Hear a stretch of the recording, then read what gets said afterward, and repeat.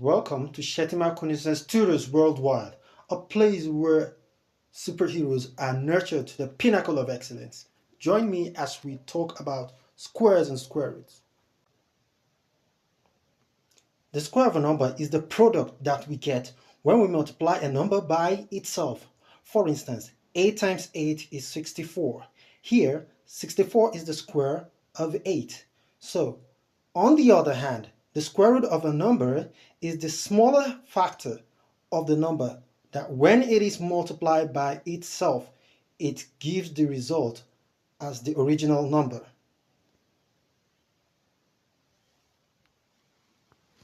Now, okay, imagine I want to choose a number such as 400 and look for the square root of 400. So for me to do that, I'll express 400 as a product of its prime numbers. And this is how I go about it. Write 400, then draw a line like this. When you draw a line, you make sure that you start with the smallest prime factor.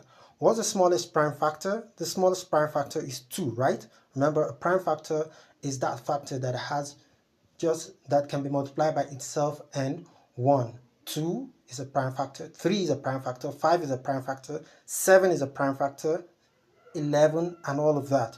A prime factor has just two numbers, itself and 1. It has two factors, itself and 1. So we start with 2. Now write my 400 and then start with 2. 2 in 400 give me 200. Yeah, then what's the next thing? I try 2 again because I know that 2 can go.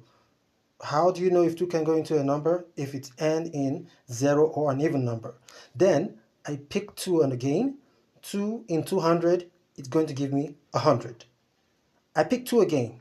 2 in 100 is going to give me a 50. Try again. 2 in 50 is going to give me 25. But wait a minute. I know that 25 is not divisible by 2. So 2 can no longer go in 25. How about 3? 3 can't go. Then I'll rather try 5. Yeah, 5 is the perfect number. 5 in 25 is 5. I can still go again. 5 in 5 is 1. So I'll now express as a product. So I'll now write it as 2 times 2 times 2 times 2 times 2 times 5 times 5. Having expressed them as a product of its prime numbers, I'll pick for each two numbers, I'm going to pick 1 because it's square. So for each two numbers, I'm going to pick 1. The next thing is, go to the next. You have another pair. You have another pair of 5. So you can see that we have 3 pairs. Now we are to rewrite it as 2 times 2 times 5. 2 times 2 times 5 gives me 20 because 2 times 2 is 4 and 4 times 5 is 20. So there you go. 20 is the square root of 400.